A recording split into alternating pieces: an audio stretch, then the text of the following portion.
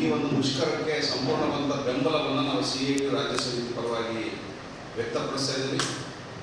ಕರ್ನಾಟಕದಲ್ಲೂ ಕೂಡ joint action committee of trade union JCTU ನೇತೃತ್ವದಲ್ಲಿ ಈಗ ಆಲ್ರೆಡಿ ಮಾರ್ಚ್ 18ನೇ ತಾರೀಕಿಗೆ ರಾಜ್ಯ ಮಟ್ಟದ ಸಮಾವೇಶ ನಡೆದಿದೆ.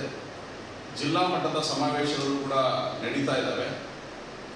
ಎಲ್ಲ ಜಿಲ್ಲೆಗಳಲ್ಲೂ ಕೂಡ ಈ ಒಂದು ಮೇ 20ರ ಮುಷ್ಕರವನ್ನು ಯಶಸ್ವಿಗೊಳಿಸೋದಕ್ಕೆ ಬೇಕಾದಂಥ ತಯಾರಿಗಳನ್ನು ನಾವು ನಡೆಸ್ತಾ ಇದ್ದೀವಿ. ಅದಕ್ಕಿಂತ ಇಂಪಾರ್ಟೆಂಟ್ ಆಗಿ, ಅದಕ್ಕಿಂತ ಮುಂಚಿತವಾಗಿ CITU ರಾಜ್ಯ ಸಮಿತಿ ಪರವಾಗಿ ಏನು ಪಾಕಿಸ್ತಾನ ಬೆಂಬಲಿತ ಉಗ್ರಗಾಮಿಗಳು ಪುಲ್ವಾಮಾದಲ್ಲಿ ನಡೆಸಿದಂಥ ಆ ದಾಳಿಯನ್ನು ನಾವು ಖಂಡಿಸ್ತಾ ಇದ್ದೀವಿ. ಅದರ ವಿರುದ್ಧ ಹೋರಾಟವನ್ನು ಕೂಡ ಮಾಡಿದ್ದೀವಿ ಮತ್ತು ಭಾರತ ಸರ್ಕಾರ ಕೈಗೊಂಡಂಥ ಆ ಕ್ರಮಗಳ ಬಗ್ಗೆ ನಾವು ಬೆಂಬಲವನ್ನು ವ್ಯಕ್ತಪಡಿಸಿದ್ದೀವಿ.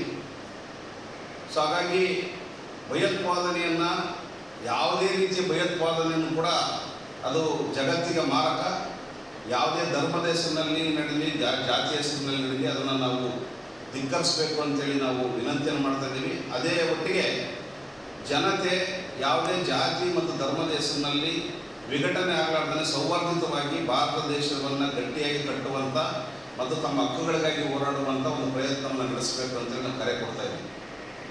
ಒಂದು ವೇಳೆ ಭಾಳ ಅದೇ ಮುಖ್ಯವಾಗಿ ಇವತ್ತಿನ ಈ ಮೇ 20ನೇ ತಾರೀಕಿನ ಮುಷ್ಕರ ಯಾಕೆ ನಡೆಸ್ತಾ ಇದ್ದೀವಿ ಅನ್ನೋಂಥ ಕೆಲವು ಅಂಶಗಳನ್ನು ಹೇಳಲಿಕ್ಕೆ ಬಯಸ್ತಾ ಇದ್ದೀವಿ. ನಮ್ಮ ದೇಶದಲ್ಲಿ ಸ್ವಾತಂತ್ರ್ಯ ಪೂರ್ವದಿಂದ ನಮ್ಮ ದೇಶದ ಕಾರ್ಮಿಕ ವರ್ಗ ಹಲವಾರು ಹಕ್ಕುಗಳನ್ನು ಪಡ್ಕೊಂಡಿದೆ.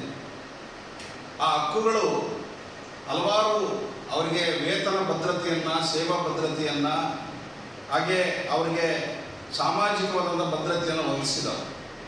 ನಿಮಗೆಲ್ಲ ಗೊತ್ತಿದ್ದಾಗೆ ನಮ್ಮ ಸಂವಿಧಾನದ ಅಡಿಯಲ್ಲಿ ಡಾಕ್ಟರ್ ಬಾಬಾ ಸಾಹೇಬ್ ಅಂಬೇಡ್ಕರ್ ಅವರು ಕಾನೂನು ಮಂತ್ರಿಯಾಗಿದ್ದಂಥ ಸಂದರ್ಭದಲ್ಲಿ ಹಲವಾರು ಕಾನೂನುಗಳನ್ನು ಜಾರಿ ಮಾಡಿದರು.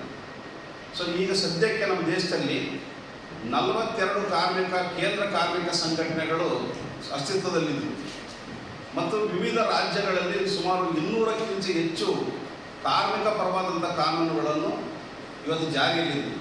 ಆದರೆ ಕಳೆದ 10 ವರ್ಷಗಳಿಂದ ಅಧಿಕಾರದಲ್ಲಿದ್ದಂಥ ಮೋದಿಯವರ ಸರ್ಕಾರ 2019ರಿಂದ ಈ ಕಾರ್ಮಿಕ ಕಾನೂನುಗಳನ್ನು ಶ್ರೀಮಂತರ ಪರವಾಗಿ, ಕಾರ್ಪೊರೇಟ್ ಪರವಾಗಿ ತಿದ್ದುಪಡಿ ಮಾಡಬೇಕು ಅಂತ ಒಂದು ಪ್ರಯತ್ನವನ್ನು ನಡೆಸಿತು.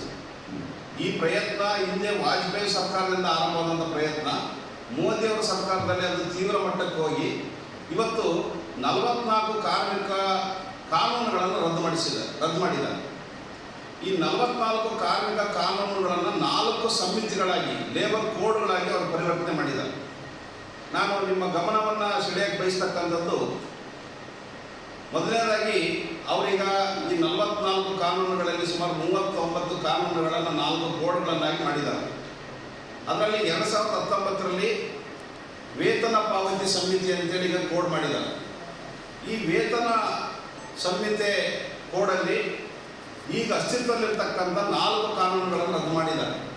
ಒಂದು ವೇತನ ಪಾವತಿ ಕಾಯ್ದೆ, ಪೇಮೆಂಟ್ ಆಫ್ ವೇಜಸ್ ಆಕ್ಟ್, ಕನಿಷ್ಠ ವೇತನ ಕಾಯ್ದೆ, ಮಿನಿಮಮ್ ವೇಜಸ್ ಆಕ್ಟ್, ಬೋನಸ್ ಪಾವತಿ ಕಾಯ್ದೆ, ಪೇಮೆಂಟ್ ಆಫ್ ಬೋನಸ್ ಆಕ್ಟ್, ಸಮಾನ ಸಂಭಾವನೆ ಕಾಯ್ದೆ, ಈಕ್ವಲ್ ರೆಮ್ಯುನರೇಷನ್ ಆಕ್ಟ್. ಇವು 2000 ವೇತನ ಕಾಯ್ದೆ 2019 ಅಂತೇಳಿ ಜಾರಿ ಮಾಡಿ ಈ 4 ಕಾನೂನುಗಳನ್ನು ರದ್ದು ಮಾಡಿದ್ದಾರೆ. ಇದ್ದಂಥ 4 ಕಾನೂನು ರದ್ದು ಮಾಡಿದ್ದಾರೆ. ಈಗ ಅದನ್ನು ವೇತನ ಸಂಹಿತೆ ಕಾಯ್ದೆ 2019 ಅಂತೇಳಿ ಜಾರಿ ಮಾಡಿಕೊಟ್ಟಿದ್ದಾರೆ.